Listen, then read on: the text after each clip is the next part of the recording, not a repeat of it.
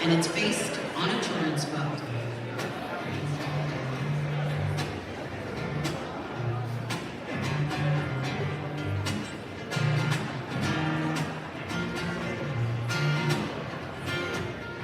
Don't be afraid now. Come on, don't you worry none. Don't worry, 'cause you are a star. Yeah, you are the one where you relax. Yeah, oh, and listen in. That'll be the day, child. The day that you begin.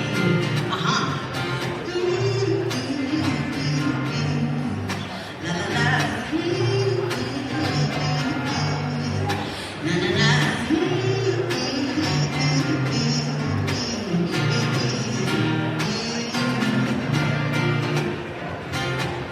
It could be the way you act, you think or look or smile. Yeah. Oh, you talk your talk, your fashion's into style. Yeah. Oh, it could be the food you eat or the stage you're living in. Yeah, you got to listen and learn to love yourself. Oh, the day that you begin.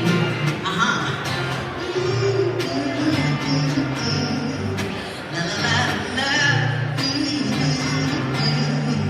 Na na na.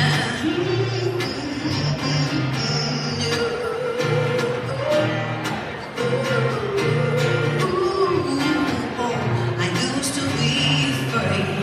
I used to shit with fear. I did. Now I know I'm not alone because now you are here. Yeah. Oh, I finally found a place to be. I finally found my friends. Oh, this is the day, child, the day that I begin. This is the day, child, oh, the day that I begin.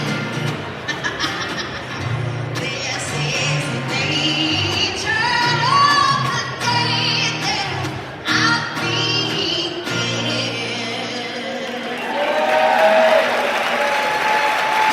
Thank y'all so much.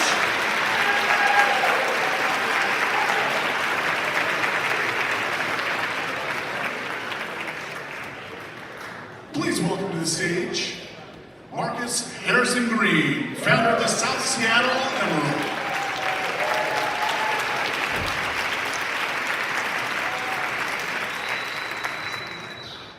Didn't know I had so much family in the audience today.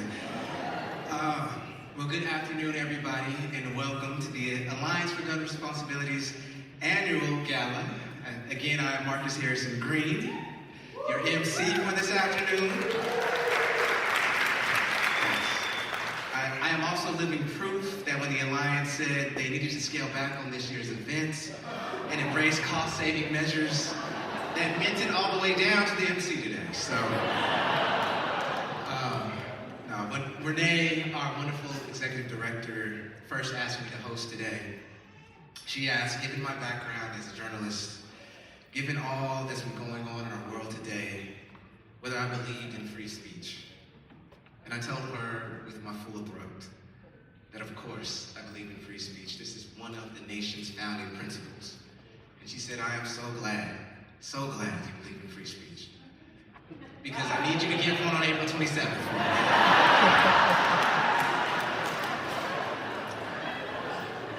So here I am, folks. I was on the phone this weekend with an old high school friend who lives in Whitman County. And he saw on social media that I was participating in today's event. And I'll just say that he and I often cast our votes differently on pretty much everything. He holds the Second Amendment as sacrosanct. But our conversation reminded me why we keep the light on for bridge building why we refuse to look away. Why partnership, the theme of this gala this year, is not just a word on a program, but it is a survival strategy in this day and age. He reached out to me and he told me that he was so tired. He'd watched the news just over the last week. 9 people injured near the campus of Indiana University in Bloomington, a shooting at the White House Correspondents' Dinner, in Virginia, a former lieutenant governor who fatally shot his estranged wife before taking his own life, and in Louisiana, a 31-year-old Army veteran murdered his 8 children in a rampage across 4 locations. And my friend said to me, I am so sick and so tired of being told the only thing that stops the bad guy with a gun is a good guy with a gun. 45,000 deaths a year suggest the good guys could use some backup. Maybe some laws, maybe some community investment. We don't pay teachers enough to buy pencils, but somehow we expect them to carry firearms. And so I want to be clear about what today is and is not. We are not here to take anyone's guns away, but we are here to take away every excuse.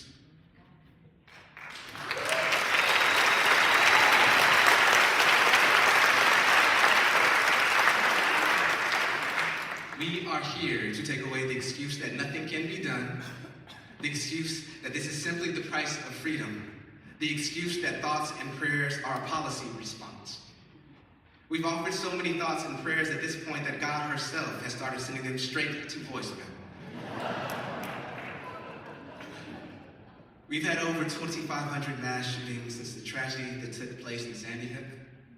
Over 121 mass shootings in this country already this year. Tragedies in our own county, our own city.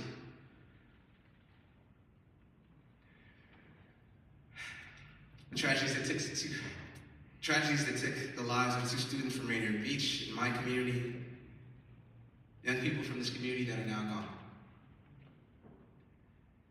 But you are here today. You did not look away. You chose partnership over paralysis because you understand that the problems we face can only be solved if we face them together across difference, across division, with the lights on and doors open. So let's make this afternoon something worthy of that conviction.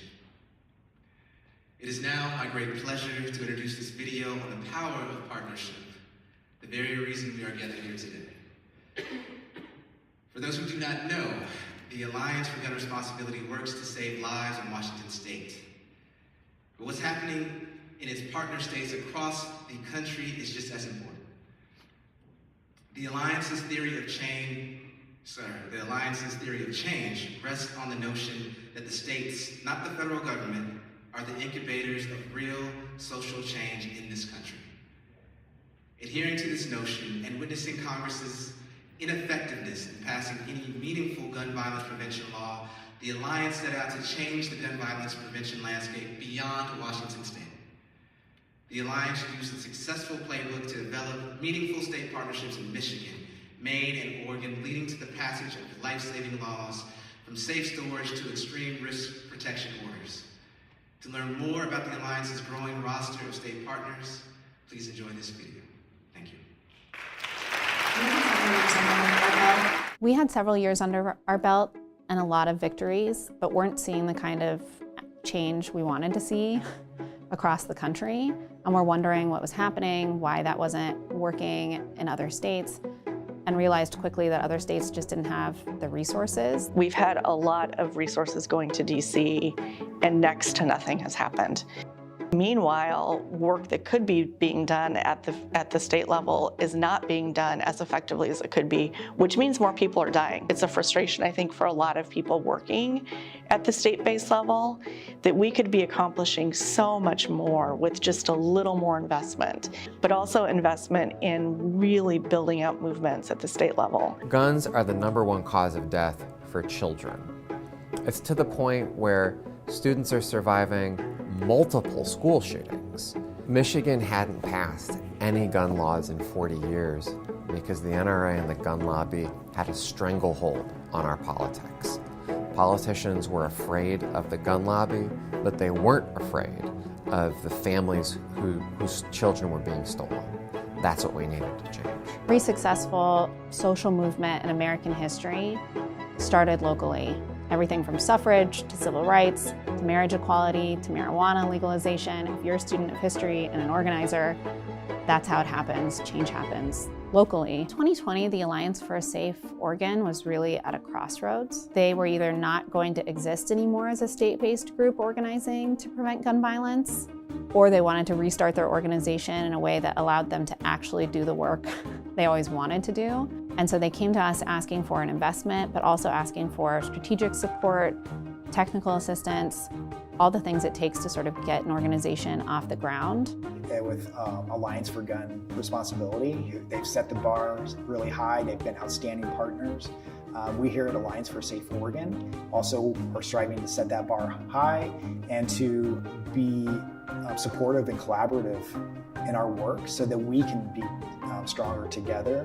Focusing on what's happening more locally, I feel like is more important because it's active. When you do local work, you see instant gratification, you see instant results. Those instant results look like peace in communities. Like beautiful experience for the relationship to not be like one directional, but we learned so much from our state partners about how they do the work.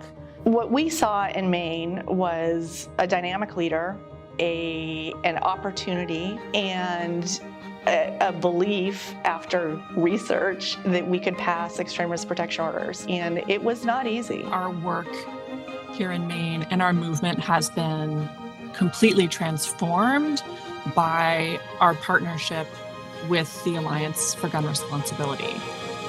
There's no way that we wouldn't have even attempted the actual ballot measure, much less won it, if it hadn't been for the support of Renee Hopkins, Stephanie Irvin, Jack Sorensen of the Alliance for Gun Responsibility. The Alliance for Gun Responsibility's theory of change has always been that state-based movement building is where it's at.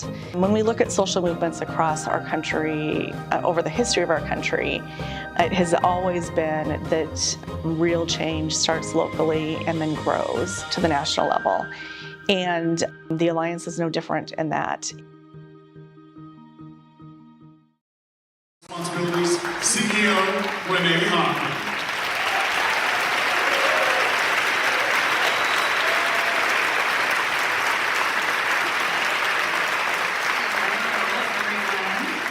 What do you think of our new venue this year? We're shaking it up a little bit. We really glad to have you all join us today. Thank you so much and welcome to the 2026 annual event. It's always my favorite event of the year where I get to spend precious moments with partners, allies, and supporters. And I'd like to give a special thank you for Town Hall Seattle for being our 2026 home and for this uplifting and unifying annual event. Today, we celebrate the power of partnership, collaboration, and building diverse and sustainable coalitions. The need to engage and work alongside the like-minded has become even more important since the beginning of the current president's second term. As he has viciously waged war against the American people, our Constitution, the rule of law, DEI, and a laundry list of values that we all in this room hold and cherish. The need for our community to continue to develop powerful partnerships to combat these unprecedented attacks is here. To fight back effectively against the outright assault on progressive spaces, partnering with results-driven organizations is tantamount not only to survival, but a key ingredient for success at the Capitol and at the ballot box. The progress that we make through this chaos was earned collectively by people and organizations in this room fighting alongside each other and not with each other. and we have a little music. We all come to do the work of gun violence prevention in our own personal ways. Some, like the survivors with us in the room today, have personally experienced the tragedy of losing people that they love in preventable gun violence. Myself included, have lost family and loved ones to our nation's violent epidemic. 2026 marks 30 years since a horrific shooting that took the life of my brother in Frontier Junior High School in Moses Lake, Washington. My brother Arnie, 30 years ago, was in a classroom of teenagers and a school of students and faculty in an entire community that endured a traumatic event that they couldn't have imagined happening before. Shootings like the one that killed my brother are the ones that make the headlines. But it's the daily toll of community violence, like the deadly winter shooting in Rainier Beach, which took the lives of 2 young Black men, children actually, which devastates communities of color, and also the silent epidemic of suicide by firearm, which accounts for nearly 2/3 of all gun deaths that ravage our country. So today, I want to take just a minute to acknowledge a number of partners in the room. We have Grandmothers for Gun Responsibility, a new national organization working on really making,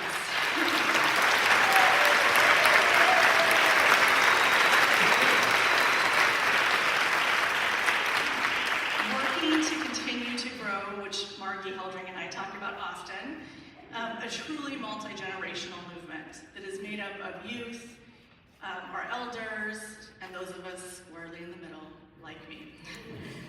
I also want to call attention to our partners here from Maine and Oregon, Amy and Nicole.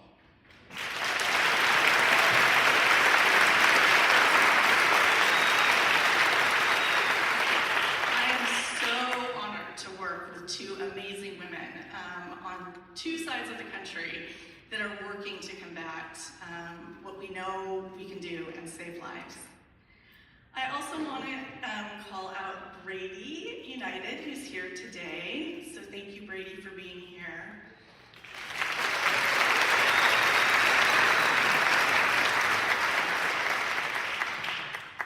And also want to make sure that we always acknowledge our Moms Demand Action as well.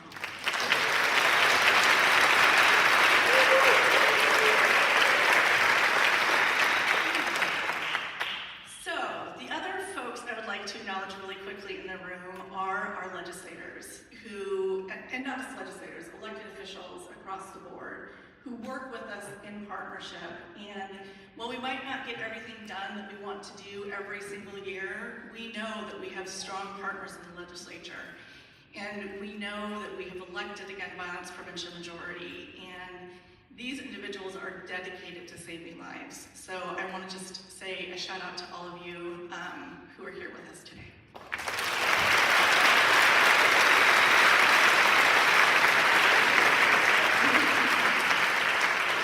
high fives in the front are great. As we gained many valuable and irreplaceable partners in the past year, 2026 also saw us losing a fierce champion for gun violence prevention, Cheryl Stumbo. After surviving the horrendous Jewish Federation shooting in Seattle in 2006, Cheryl committed her life to helping ensure others would not have to endure what she did. Cheryl's journey as a gun violence prevention advocate started with reaching out to members of the media shortly after the shooting at Sandy Hook Elementary in 2012, offering to share her perspective as a local gun violence victim and survivor. Cheryl joined groups like Moms Demand Action and the Alliance for Gun Responsibility. She also shared her story as a survivor of gun violence through public speaking engagements units across our country. As a citizen sponsor of Initiative 594, which required almost all firearm sales or transfers to be subject to background checks, even in private sales, Cheryl helped chart a new reality for gun violence prevention in Washington state. In November 2014, almost 60% of voters across the state approved Initiative 594, forever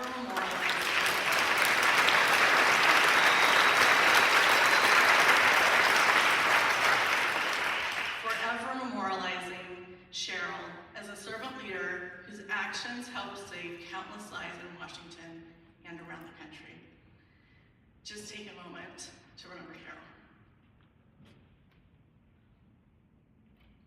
Okay, so how did we in this room respond to unprecedented attacks from our current administration and to demand for common sense gun laws and community-based violence intervention programming? We invest in relationship building and collaboration. It's through a commitment of working together that we discovered that there's boundless power in partnership. It was partnership that drove us to success here in Washington state as we fought for passage of Senate Bill 5974, the Law Enforcement Leadership Bill.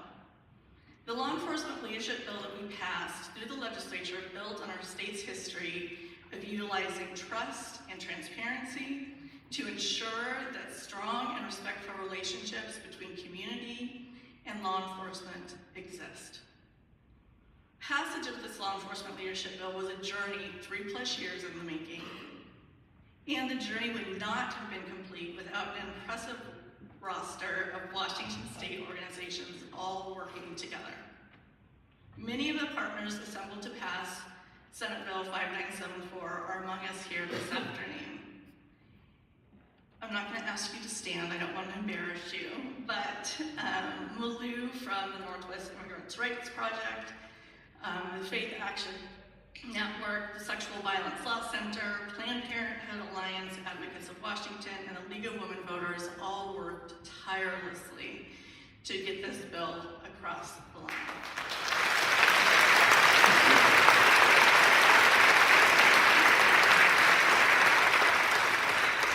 And in addition to our community partners, we couldn't have asked for a better partner in Olympia than Senator John Lovick.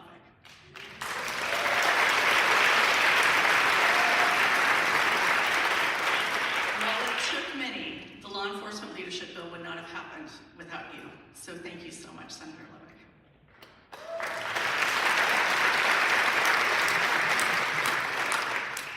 And lastly, we wouldn't have so many of the law enforcement transparency and accountability legislation that we have in Washington state without Judge Ann Levinson.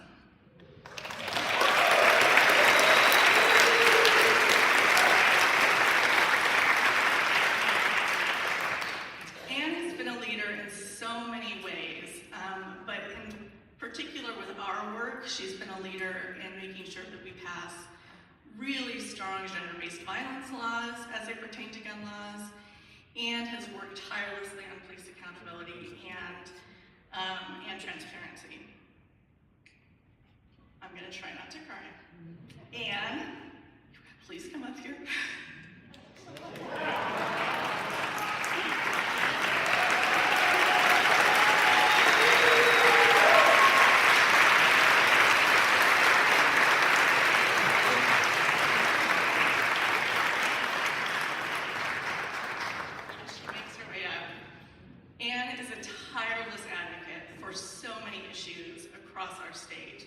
And across the country. We truly have a safer state and a safer country because of Ann's work. I am also lucky to call her a mentor and a friend. And I would not be as good at my job if it weren't for my partnership with Ann. So, Ann is also someone who understands partnership and collaboration like no one else. And she works partnerships tirelessly. And, okay, we're both gonna cry. So, first annual Legacy Award.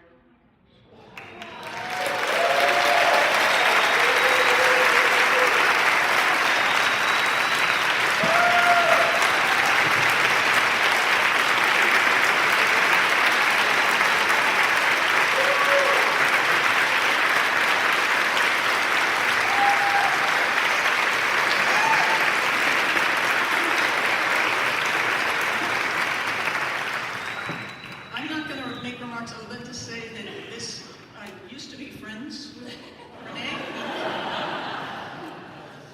Just the work we all do in this room every day, it makes so much difference in so many lives. And it's an honor to get to be a part of it and to partner with all of you, and many who couldn't be here today. We only have the success we have because of that collaboration, that partnership, and that shared commitment. And in today's world, it's more important than ever. So truly my honor to be a part of it, and thank you all very much.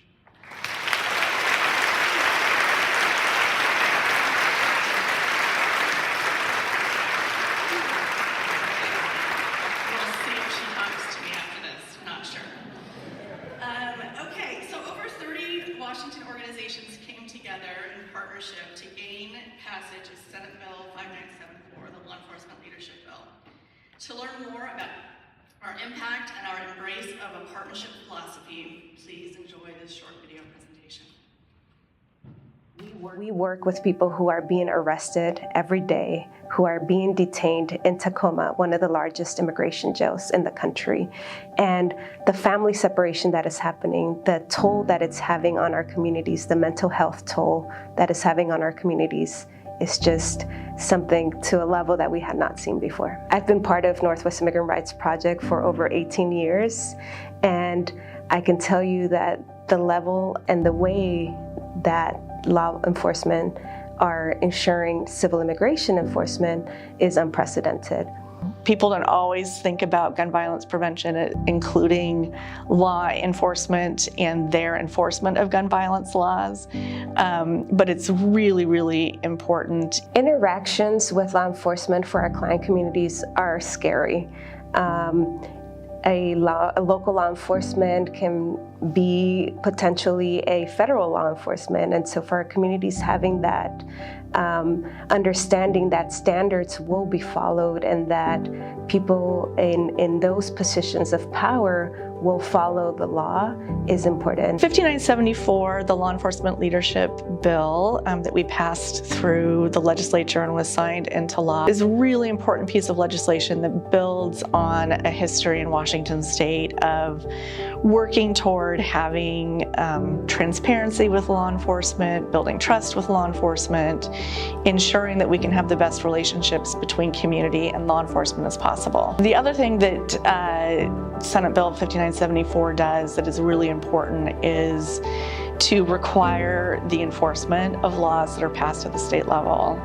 In particular, that includes gun violence prevention laws, immigration laws, as well as laws around choice. This is about ensuring standards for our law enforcement that will make our communities safer and build the trust between communities and law enforcement. It's about treating people well. It's about dignity. It's about commitment. It's about pride. But it's also about leadership. And leadership is about leadership, and leadership is about holding yourself to the same high standards that you hold your subordinates to. And that was one of the first things I learned during my time as a state trooper. Everybody that I worked for and with, they wanted to be held to the same standards that they held us to. If we were going to go out there and they expected us to treat people with dignity and respect, that's the example that they set. So it comes down to accountability. They know that we need accountability at all levels of law enforcement. We knew what our communities were experiencing. We knew what our communities needed, and having this bill passed and be signed was a success for all of our communities, and it was a benefit generally, not only for us as an immigrant services provider, but also for the community at large. Never worked on a piece of legislation that has had so much support. This goes back to the power of partnership. Like all of the organizations that were in partnership around this bill were directly speaking with their members, their constituents, and those constituents felt strongly enough about it that they were willing to have direct communication with their elected legislators, have direct communication with the governor. And again, that's how we make change. And it is the power of the people and the power of partnership. The campaign was successful because the partners who showed up brought various perspectives of communities that we all serve. And it was important to really show legislators and, when it came to the signing, the governor, to understand that these organizations represent communities that are part of Washington State. We would not have passed this legislation had it not been for those partnerships. This is how we make things happen. None of us get this stuff done by ourselves. It's about partnerships. It's about working in the communities. And that's how we get things done in Olympia. Please welcome to the stage Vidya Lakasa, a survivor of gun violence.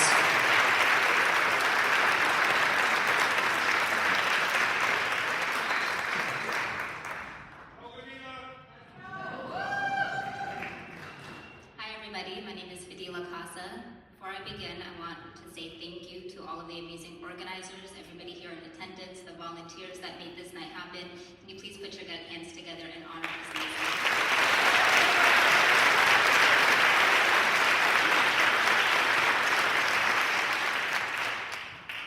So I work as a community navigator in the office of Executive Girmay Sahlai, but I come to you guys today in a different role. Like many of you here, I wear many hats. To some, I'm a friend. To others, I'm a colleague. When I have the time, I'm a poet, and I'm also a survivor. But the role that I hold most dear to my heart is that of being a sister and a daughter. My parents immigrated to the US 35 years ago as refugees, fleeing a terrible war that was happening in Ethiopia. They settled in Seattle and had 6 amazing daughters and built a family for us here that really grew up so close together. I mean, my family means everything to me. To be real, I could sit here and talk about my sisters forever, but today I'm going to focus on one of my sisters. Her name is Nadia.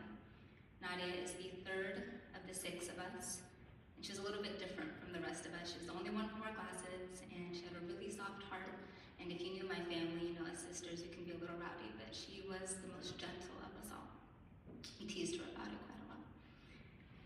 As time went on, her heart grew softer, and it fueled a lot of the successes she accomplished. She was the most successful of all of us, the first to graduate college, and she used all of her experience and education that she acquired to give back to our community in so many ways. There was a war that broke out in our homeland again in 2020, and she took a very proactive approach to the anti-war campaign. She immediately went to work with national and international organizers, campaigning across the country, protesting across the country, and raised hundreds of thousands of dollars to bring an end to the war and advocate for those that were affected. She did this day in and day out for years, and was always acknowledged for her hard work, never giving up, always advocating.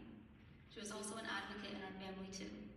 We have a lot of nephews and nieces, and she was always the ones to remember to make sure they had everything they needed for school, and was always asking about them, and just always checking in on the kids. Whenever there was a community event, be it a barbecue or a fundraiser, she was the first to ask, what are we planning for the kids? Are we doing any activities for them? How are we engaging them? And oftentimes, if the answer was no, she would get to work planning and making sure that there was always something happening for the children. What I'm most proud of the work that she accomplished, was a camp that she organized. The children in our community, like we said, needed a lot more engagement, and when she realized that, she took it upon herself and organized an overnight, multi-day summer youth and family camp and brought together over 50 people for a summer camp, and it was the most glorious event. Everybody had amazing things to say, and this was 2.5 years ago in August of 2023.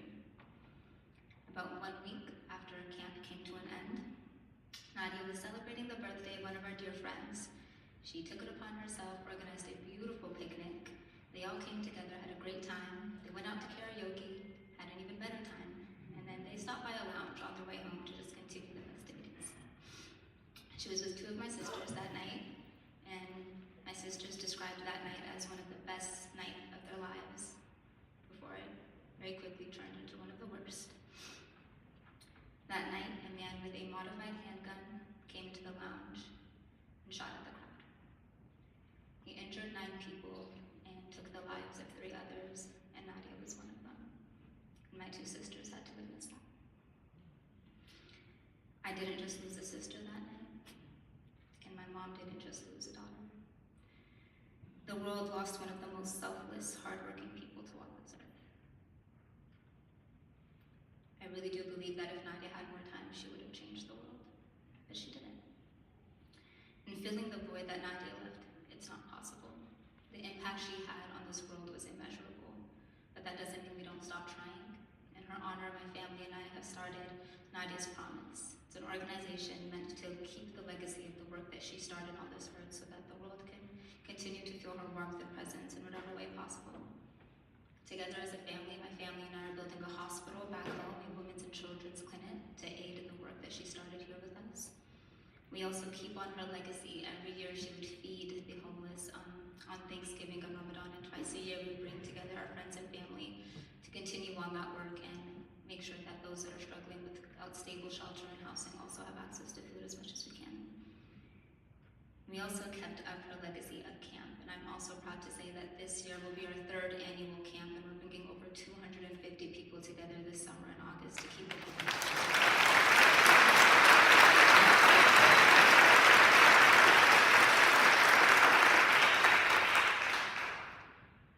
When a tragedy takes place, people tend to either blame themselves or blame the people around them and think, how could this have been prevented?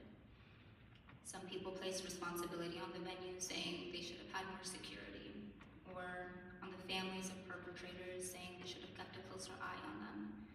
Maybe the schools should have intervened more, or government should have stricter laws, or why aren't the police doing what they need to do? As somebody who has lost somebody by gun violence, I don't like to play the blame game. No amount of finger pointing is going to bring Nadia back. But it is our responsibility to make sure that we do everything we can to prevent the next loss. This epidemic isn't going to be fixed by one entity alone. It's going to take the collective efforts of everybody involved. We need all levels of government. We need our schools, our violence interrupters, our law enforcement, our religious institutions, our families, our youth, and everybody else to step up. But more important than everybody working, we need to work together. It's going to take collective action, collective efforts. Silos only lead to duplicative efforts and wasted resources. If we want lasting change, we need to break these walls, reach out to our partners, and start talking. Not one person has all the answers, and nobody expects any one person to have all the answers. But every life-changing, impactful effort started as an idea. So let's get together and brainstorm. Let's hold ourselves accountable, and let's take more responsibility. Thank you all for letting me share my story.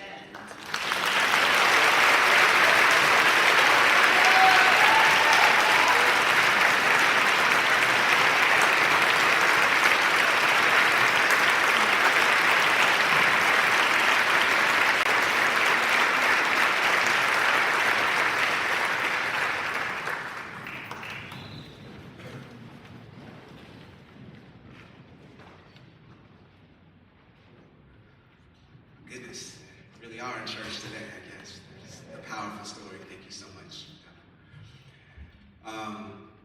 We have arrived at the moment where I ask you for money. And for a good cause, not for some ornate ballroom, we are keeping it tasteful. I know today we've spoken a lot of names that we have lost, and those names deserve to be spoken. I've spoken them myself and my friend, Latrell Williams, who was taken much too soon a decade ago in a shooting where he was at the wrong place at the wrong time. And these are names that mattered, their lives mattered, and we must never stop saying so. But today also, for just a moment, I want to try something different. I want to speak the names of the people who are still here. People like Ali Reeves and Soraya Anderson and Antonio Foster. They're students and workers and neighbors. They are young people and old people and residents of this state and this this county and this city whose lives have not yet been touched by gun violence and who deserve the chance to keep it that way. They're somebody's child and somebody's parent and somebody's reason to come home. And like all of us in this room, they have the right, the fundamental, non-negotiable right to not have their lives interrupted by gun violence, to not have their futures abruptly ended, to not have the people they love senselessly taken from them. There are so many other names, so many other people who deserve that chance. And look, I can't promise you that what you give today guarantees them safety, but I can promise you this. It makes their safety more likely. It stands between their name being spoken in love and a name being spoken in grief. Because the work that the Alliance does is not just about responding to tragedy, it is about preventing it. Like what you give today will not solve everything, but it does matter.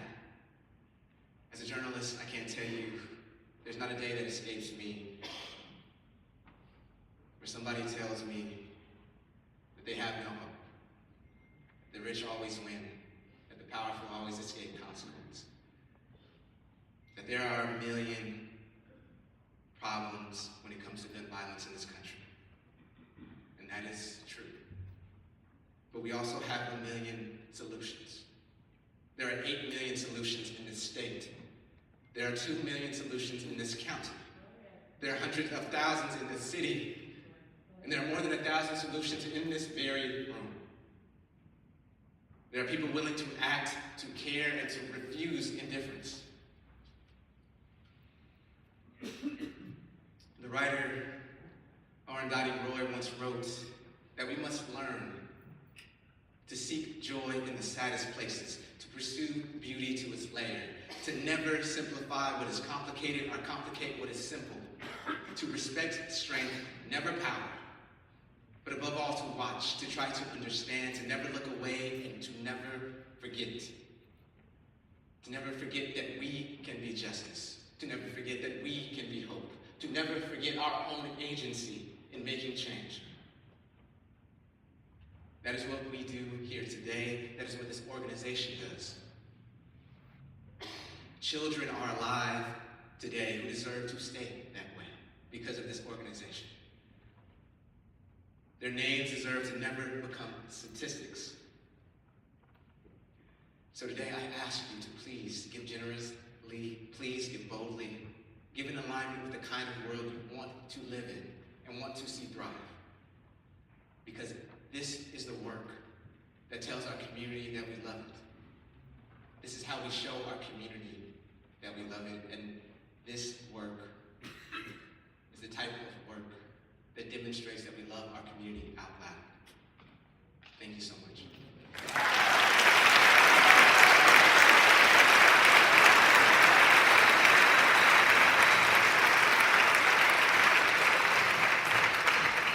Thank you, Marcus. Well, good afternoon, everyone. My name is Fred Northrop Jr., and I am honored to be back here with you once again. To start our giving, has everyone found their bid card? I see some are on the floor. Can everyone hold those up? We have photographers here. As Marcus said, this is where we get to have our giving out loud, so good. Yes, hold those high, hold those proudly. Here's how it works. Our goal is 100% participation, but first, we are here again to celebrate the simple but profound truth. You can see it on the screen. There is power in partnership. It is a gift, as Marcus said, for us to be able to gather in person like this. So look around the room. Thank you for being with us. Thank you for partnering with us. Many of you have been cornerstones of this movement for years, and your presence today only proves that our commitment has not wavered. It's only deepened. Those of you who have been here since the beginning, like me, you've seen that our impact continues to grow. Our work has moved from impacting individual lives to transforming entire communities across our state. And as we've seen over the last few years, our influence is now felt across the entire country. And the headlines remind us of the urgency of gun violence prevention has never been higher. And while progress at the federal level can often feel like a roller coaster, this is where the real engine of change is. It's right here. The Alliance's state-based model is the blueprint, and today when you give, your support empowers local voices to drive national impact. And as you've seen, that blueprint is being replicated from state to state across our country. So this is why, more than ever, we need all of us, me included, each of us, to do all that we can. We need you to keep this life-saving momentum going, and so we're asking you again to dig deep. When you raise your bid card today, you are helping protect families and students and educators and communities across Washington.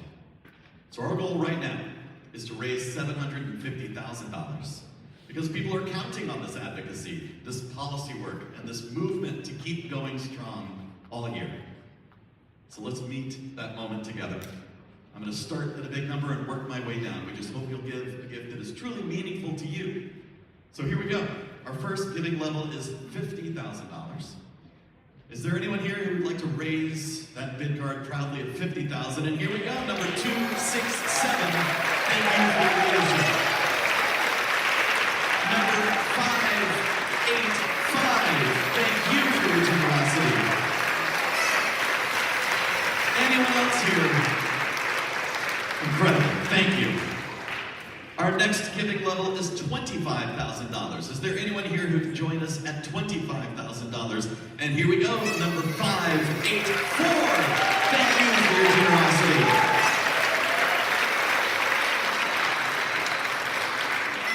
I appreciate that those of you not giving at our top levels have found your noisemaker at the seat too. Anyone else? Thank you to our $25,000 supporter. Our next level is $10,000. Who can dig deep and join us at $10,000 and spin that around for me back there? Bid number 589. Thank you. Number 593. Thank you. Number 591. Thank you. Number 590. Thank you. This reminds me of when I was learning to play recorder as a child. Number 587, thank you, good to see you. Number 586, thank you. Number 588, blowing the noisemaker and giving $10,000. Number 592, thank you for your generosity. Anyone else? Yeah, how about a round of applause for those $10,000 supporters?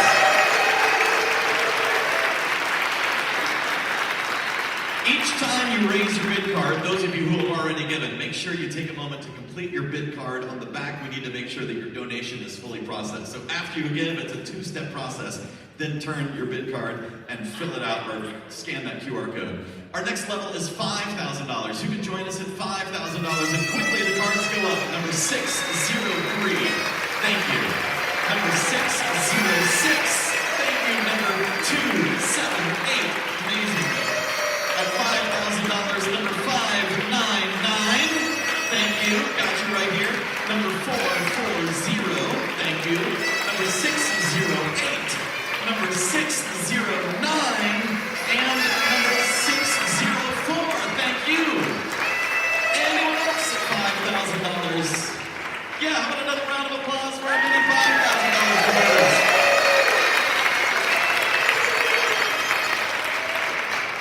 Our next level is $2,500, and I just want to tell you how important each level is. If 25 people give $2,500, your donations today would fund all of our partner support and coalition work, such as the support for the amazing Peacemaking Institute and so many others. So who can join us at $2,500? Hold those cards proudly. And here we go.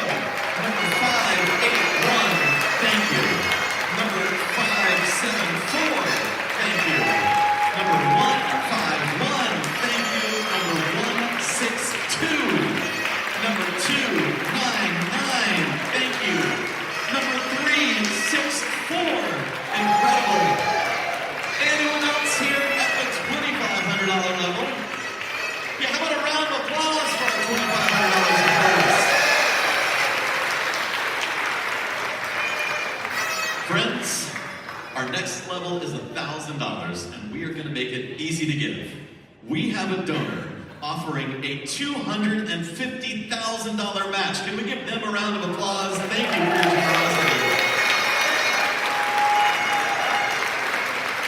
And at this level only, it is not a one-to-one match. It is a 2-to-1 match. Your $1,000 becomes $3,000 right now. So, who would like to have their 1,000 become 3,000? You donate 1,000, they donate 2,000. Let's make real impact together. Here we go. Number 617. Thank you for starting us off. Number 431. Number 567. Number 595. Number 598. Number 601. Number 452.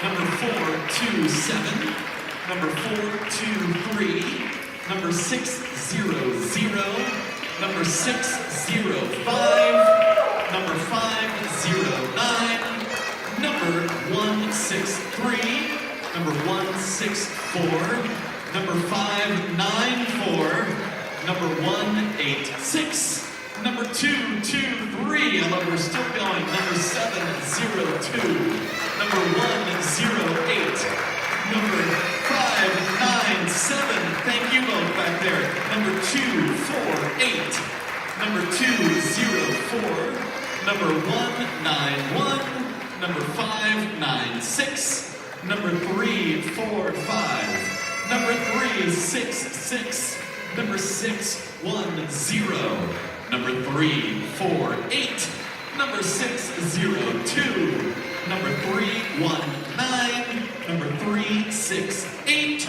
number 371, number 404. Anyone else at $1,000? Yes, number 190. Remember, you're being matched 2-to-1. Anyone else here? How about a round of applause for our $1,000 awards?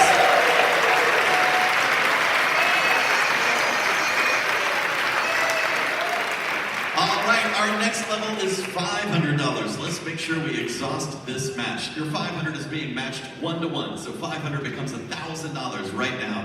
Who can join us at $500, knowing you're being matched 1-to-1? Here we go, number 419. Thank you for starting us off. Number 577, thank you. Number 454. Number 441. Number 429. Number 412. Number 437. Number 438, thank you. Number 495. Number 478. Number 488. And remember, after you've given, make sure you flip your card around. Number 161, thank you. Number 205. Number 194. Number 206. Number 218. Number 209. Number 153, thank you. Number 154, thank you and congratulations. Number 169. Number 170, number 203, number 236, number 239, thank you. Number 250, number 259, number 337, number 272, thank you. Number 384, number 370, number 385, number 400, number 398. All of these donors being matched 1-for-1. I don't have a bid number, but put down Fred. I'll join you. Anyone else here at $500? How about a round of applause for all of our $500 supporters? Thank you. Our next level is $250. $250. No donation is too big, no donation is too small. It all adds up to a big number, I promise you. It's really about every single person in the community partnering together. So who can partner with us at $250? And look at all these supporters, thank you.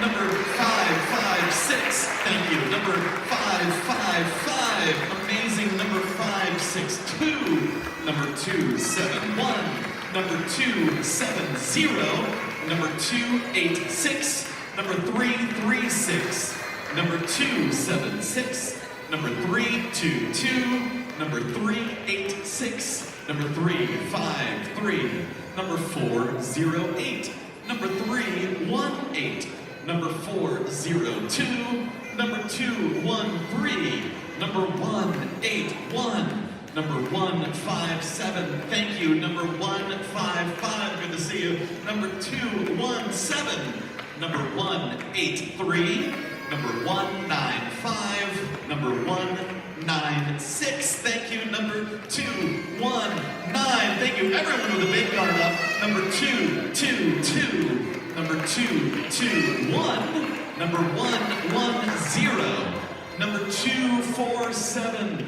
number 212, number 202, number 240, thank you, boss, number 465, thank you, number 491, number 469, number 540, number 575, number 576, number 578, thank you, number 473, number 450, number 481, number 496, number 493, I like that you have 2 bid cards, that's fun.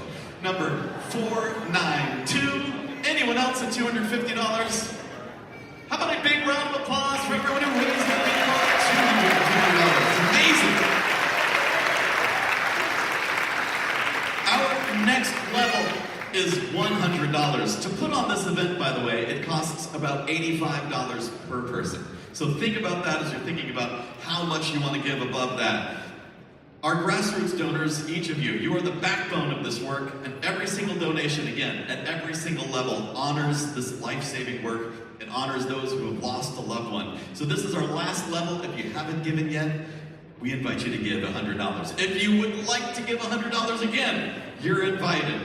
We just ask that you make a gift that is meaningful to you. There is room for everybody, of course. So we know that a meaningful level will be different for every person here. So I tell you what, everyone hold up your bid card if you plan on giving $100. I want to get us back on time because I know we have one more speaker we want to get to. So hold on. Everyone here, it's the honor system. I've memorized every single bid number.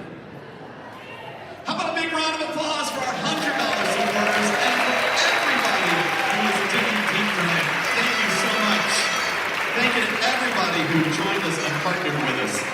Again, 2 quick notes before we get to our final speaker. Please take a moment to finish filling out those bid cards, or you can scan the QR code if you're feeling fancy to finalize your donation. We need your details and address on those cards to process everything correctly. And as you leave the room today, our staff and volunteers will be gathering your bid cards at the stairs, so you can turn your bid cards in at the top of the stairs. And so with that, we welcome Renee back to the stage.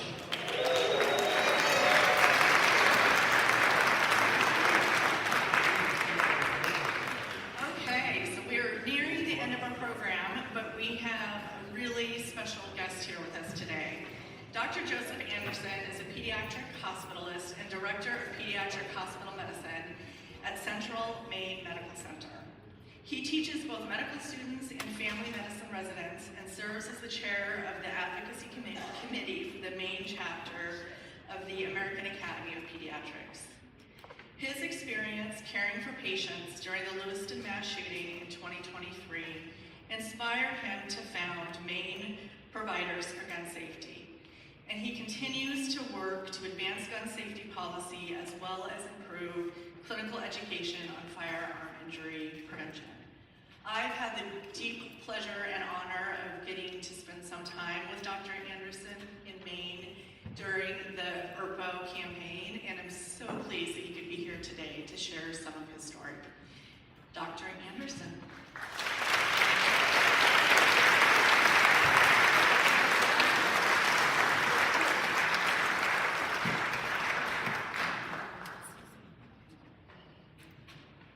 Afternoon, everybody. So I grew up in very rural northern Maine, a state where nearly half of households have at least one firearm, where the first day of deer season is practically a state holiday. Growing up, I was often sent outside to play and not expected back until sunset, and always knew to put on my blaze orange hat and vest when exploring the woods behind my house after September. In Maine, responsible gun ownership isn't a political position. It's just a part of life. I came from a family that understood guns the way most Mainers do, with respect, with care, with a sense of responsibility that gets passed down alongside the tradition itself. That tradition was never the problem. The problem is everything we allowed to exist alongside it, and everything we failed to prevent.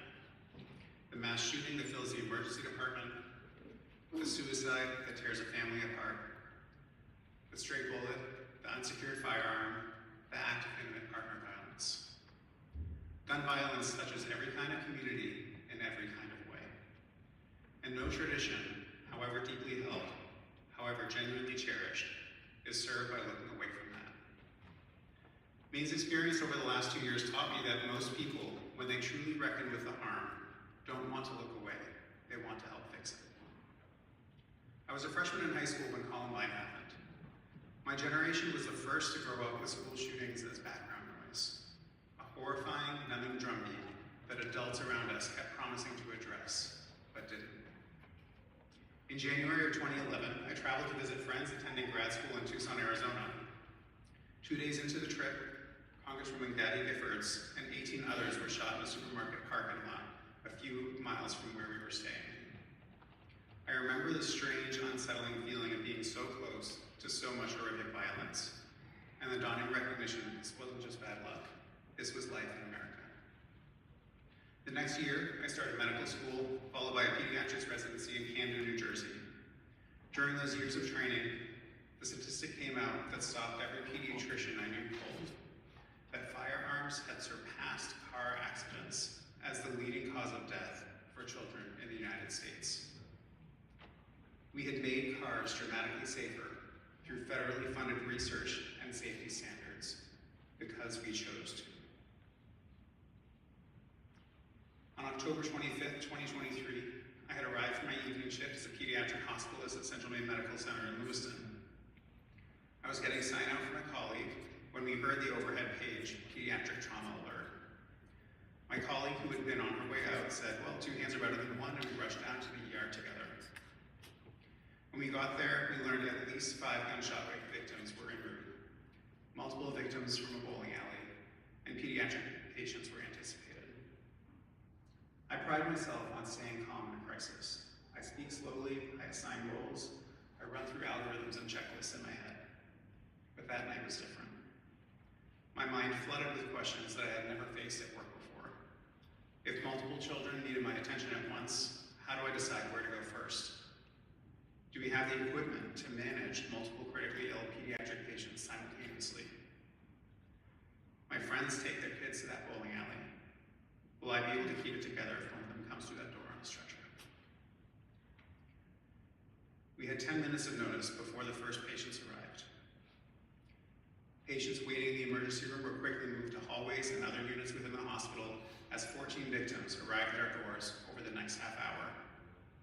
My colleagues and I worked swiftly and with purpose, waiting for the next wave of patients. But that second wave never came. The morning after, unable to sleep, I sat down and I wrote.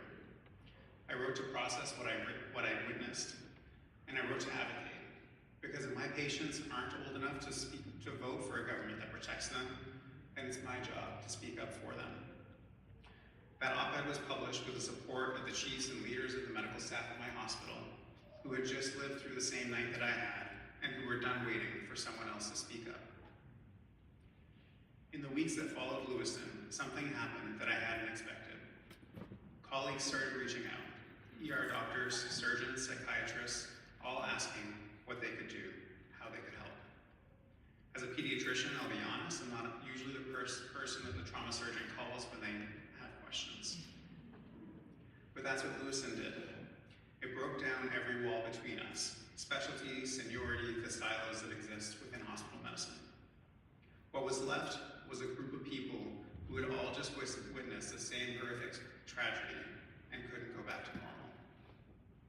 With the support of some fellow pediatrician advocates, we organized. We held a rally on a cold, blustery Sunday afternoon in November, and over 200 physicians, nurse practitioners, physician assistants, and other healthcare professionals showed up, and hundreds more signed our letter to the legislature.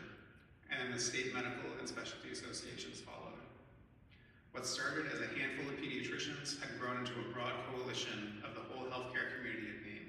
Pediatricians, psychiatrists, orthopedic surgeons, and specialty groups all from across the state, all speaking with one voice as Maine providers for gun safety. And we weren't alone. The Maine Gun Safety Coalition jumped into action, holding weekly strategy calls with representatives from over 40 organizations from across the state, and rallying hundreds of Mainers to descend on the State House on opening day of the legislature, protest signs in hand. We pushed for 4 things that session: a ban on assault weapons, universal background checks, a waiting period for firearm purchases, and an extreme risk protection order, or ERPO law. We faced opposition from the right, and that was expected. But some more was opposition from our Democratic governor, who wanted to protect her moderate position on gun rights, and who refused to acknowledge that an ERPO law might have given the shooter's family an option when law enforcement and the Army Reserve had failed them.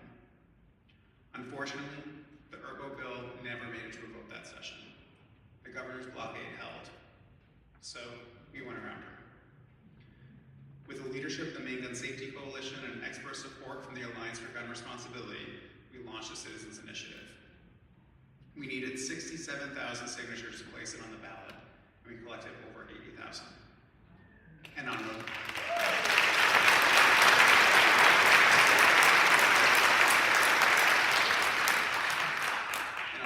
5th, 2025, the people of Maine voted yes with 63% of the vote.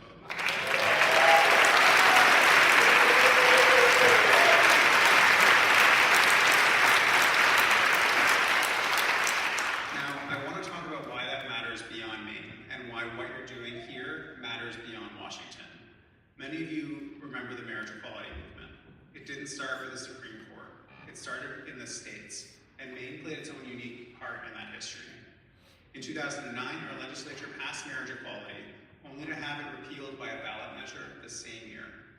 Just 3 years later, Maine voters reversed course entirely, becoming the first state in the nation to pass marriage equality at the ballot box. And I find that whiplash instructive, because it tells us 2 things. 1, that progress is never guaranteed, and 2, that it can arrive faster than anyone expects. State by state, the map changed. And by the time Obergefell came down in 2015, the country had already moved.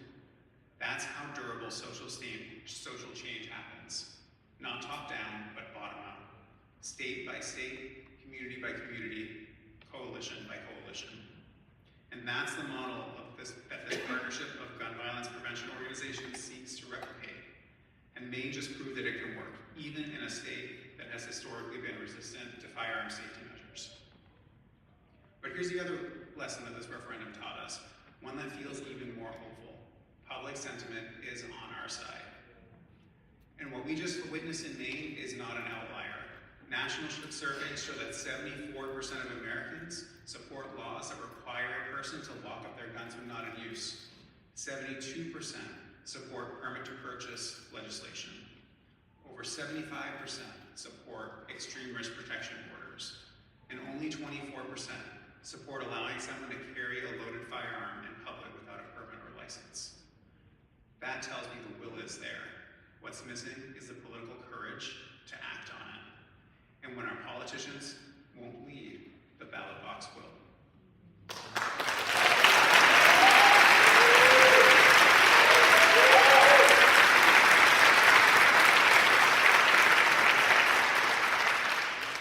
And I'll close with this. My son is 2 years old now. He was born just kind of shortly after the shooting, and while we were kind of in the ramp up of the initial session in the legislature. And in a few years, I'll send him to kindergarten. I'll feel the knot in my stomach on the first day of school, the one that every American parent now carries, that our parents didn't have to.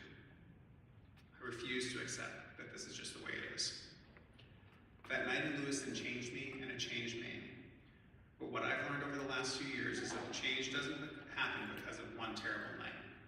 It happens because of the people who show up every day in between, who write the checks, who build the coalitions, who make the calls, who knock on the doors, and refuse to let the urgency fade when the news cycle moves on. And that's why you're here today. So here's my ask. Stay engaged. If you haven't given to this organization, give. And if you have give more. Because this map is still being drawn, and your investment is what makes that possible. Maine proved that when people come together around something that matters, 63% of them, hunters and pediatricians, young and old, urban and rural, will choose safety over the status quo. That's not a fluke. That's the blueprint.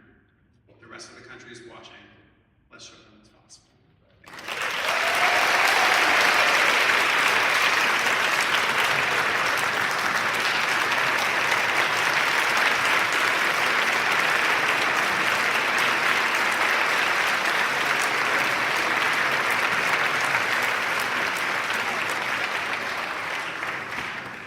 Please welcome back to the stage Marcus Harrison Green.